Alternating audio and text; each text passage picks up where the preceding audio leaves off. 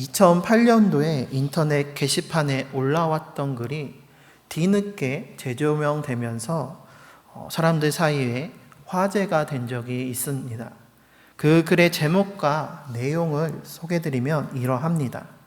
제목은 휴대폰은 적어도 이렇게 바뀌어야 한다라는 글이었고, 이 글이 2008년 6월 6일에 게시가 되었습니다.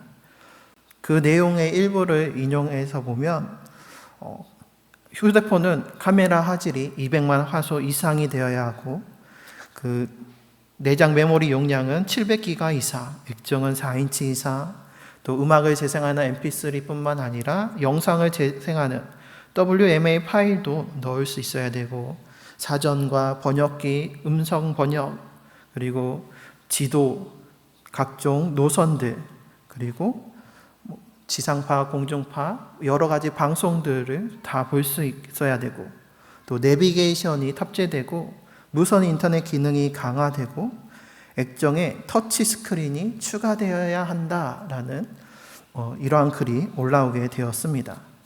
이 글을 읽은 당시 사람들의 반응이 과연 어떠했을까요?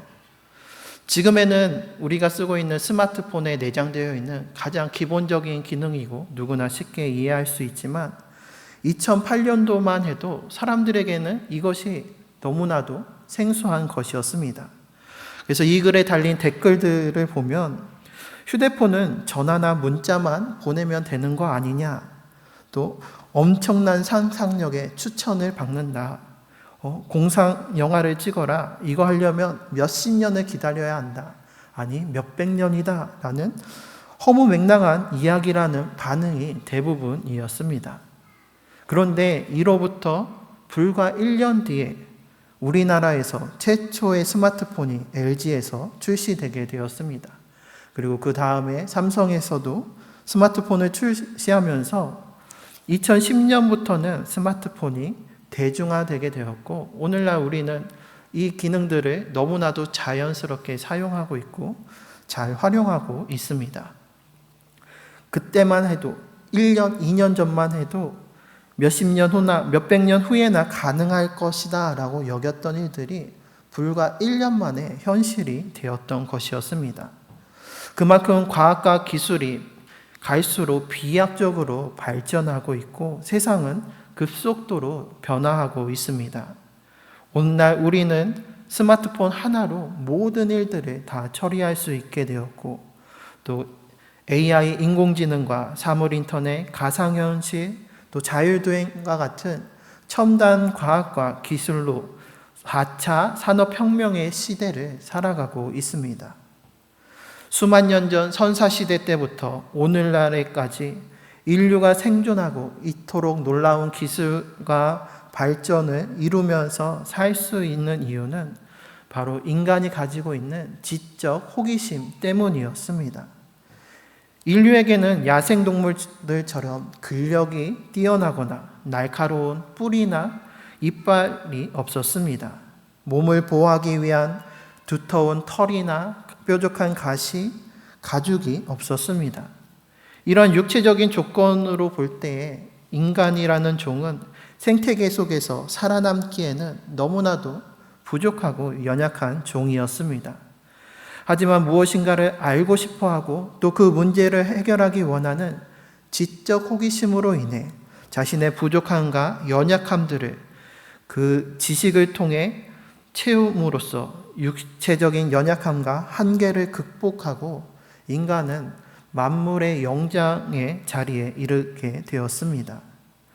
모르는 것을 알고 싶어하는 지적 호기심이야말로 동물과 인간을 구분짓는 인간의 특성이자 본성이라고 할 수 있습니다. 그래서 사람에게 있어서 안다라는 것은 바로 힘이 되었습니다. 그래서 우리가 아는 것이 힘이다라고 말하곤 합니다. 오늘의 본문의 욥도 이러한 지적 호기심을 가지고 있었습니다. 욥은 알기를 원했습니다. 그가 알기 원했던 것은 왜 내가 이러한 고난을 받아야만 하는가? 왜 의인이 고통을 받는가? 라는 그 고통의 이유에 대해서였습니다. 욥은 하루아침에 자녀와 재산을 잃고 또 악성종기로 인해서 자기 몸에 끊이지 않는 고통을 겪으면서 건강까지 잃으면서 도대체 왜 내가 이러한 고난과 고통을 당해야 하는지 그 이유를 알기 원했습니다. 그래서 엘리바스, 빌다, 소바 세 친구와 그리고 또 젊은 청년 엘리후와 함께 변론하고 하나님께 항변함으로써 그 고난의 이유를 알아내기 원하고 그 알기 원하는 자신의 지적 호기심을 충족하고자 하였습니다. 그래서 세 친구와 또 엘리후와의 변론을 통해서 인간의 생각과 논리와 이해로 답을 찾으려고 하였지만 만족스러운 답을 찾지 못하였습니다. 그리고 마지막 하나님과의 변론 끝에 오늘 욥이 내린 최후의 결론은 바로 몰라요 였습니다. 오늘 본문 3절에서 욥은 자신의 무지함에 대해서 이렇게 고백합니다. 무지한 말로 이치를 가리는 자가 누구니까? 나는 깨닫지도 못한 일을 말하였고 스스로 알 수도 없고 헤아리기도 어려운 일을 말하였나이다. 고난의 이유에 대해서 하나님의 뜻과 계획, 섭리와 이치에 대해서 그리고 인생에 끊이지 않는 문제와 궁금증에 대해서 답을 찾아서 내가 안다라는 그 결론에 이르려 했지만 욥이 찾은 답은 결국에는 모른다, 내가 무지하다라는 것이었습니다. 오늘 설교의 제목인 몰라요는 제가 어렸을 때 보았던 만화의 한 대사였습니다. 저는 어렸을 때 TV 만화 보는 것을 매우 좋아했습니다. 그래서 제 또래분들은 잘 아시겠지만 매일 아침마다 방영하는 디즈니 만화동산이 교회 학교를 가는데 가장 큰 걸림돌이 되는 가장 큰 유혹이기도 했습니다. 그렇게 유혹을 뿌리치고 교회를 가서 예배를 드리고 집에 돌아오면 다시 또 TV 앞에 앉아서 오후에 방영하는 만화를 보았습니다. 그 가운데 영심이라는 만화가 있었습니다. 20여 년 전에 봤던 것이라 전부 기억나지는 않지만 아직까지도 뇌리에 박혀있는 에피소드가 하나 있었습니다. 그 이야기를 말씀드리면 주인공인 영심이는 공부에 전혀 흥미가 없는 학생이었습니다. 그래서 학교에서 시험을 볼 때 연필을 굴리고 찍어서 시험을 보게 되었습니다. 그런데 어찌된 일인지 찍은 문제들이 전부 맞아서 전교 1등을 하게 되었습니다. 그리고 전교 1등이 되어서 학교를 대표로 장학 퀴즈쇼까지 나아가게 되는 일이 생기게 되었습니다. 전국의 수재들이 모인 그 장학 퀴즈쇼에서 영심이는 단 한 문제도 풀지 못했습니다. 머뭇거리고 있는 사이에 모르는 문제로 주춤하고 있는 사이에 다른 학생들이 모두 풀어나갔습니다. 그런데 이 퀴즈쇼의 채점 방식이 정답을 틀리면 그냥 기회만 상실되는 게 아니라 정답이 틀리면 감점이 되기 때문에 다른 학생들이 맞추고 틀리고를 반복하면서 어쩌다 보니 최후의 문제를 남겨두고서 모든 학생들의 점수가 비등비등하게 돼서 한 문제로 우승자가 갈리게 되었습니다. 이때 마지막으로 출제된 문제가 고전 문학으로 옛날에 쓰여진 시조를 제시하면서 이 시조를 쓴 사람이 누구인가를 맞추는 문제였습니다. 어려운 문제로 인해서 참가자 모두가 정답을 맞추지 못하게 되었습니다. 그래서 그 마지막 기회가 영심이에게로 돌아오게 되었습니다. 이전의 문제들은 다른 학생들이 정답을 맞춰서 피해갈 수 있었는데 마지막 문제는 모두가 틀려서 그 기회가 영심이에게까지 찾아온 게 되었습니다. 더 이상 피할 수도 없었고 객관식이면 어떻게든 찍어보겠는데 주관식이다 보니 뭐라고 대답할 수가 없었습니다. 사람들의 기대와 응원 그리고 방송과 카메라의 압박 속에서 어찌할지 몰랐던 영심이가 최후의 끝에 말한 대답은 바로 몰라요였습니다. 정말로 답을 몰라서 몰라요라고 대답한 것이었습니다. 영심이는 모른다고 말하는 자신을 부끄러워하면서 오답을 알리는 땡소리와 함께 사람들의 비난과 비웃음을 염려했지만 이상하게도 그에게 들려오는 것은 정답을 알리는 딩동댕 소리와 사람들의 박수와 한호 소리였습니다. 그 출제된 시조가 오래된 고전시로서 작자 미상의 시였기 때문에, 그래서 누군지 알려지지 않았기 때문에 몰라요라는 대답이 정답이 되어버렸던 것이었습니다. 우리는 일반적으로 생각할 때 모든 문제에는 정답이 있다라고 여기고 또 모른다고 말하면 틀렸구나라고 생각하기 마련입니다. 그런데 몰라요라는 것이 정답이 될 수 있다라는 사실이 당시 어린 저에게도 충격적이었고 깊은 인상으로 여전히 남아있어서 기억할 수 있었습니다. 오늘 욥의 고백도 이와 같았습니다. 42장에 달하는 많은 말로 친구들과 변론하고 또 하나님께 항변하면서 정답을 알려 했지만 모릅니다. 나의 무지함을 인정하는 것이 바로 정답이었던 것이었습니다. 공자는 알매에 대해서 이렇게 말하였습니다. 지지위 지지, 부지위 부지, 시지야.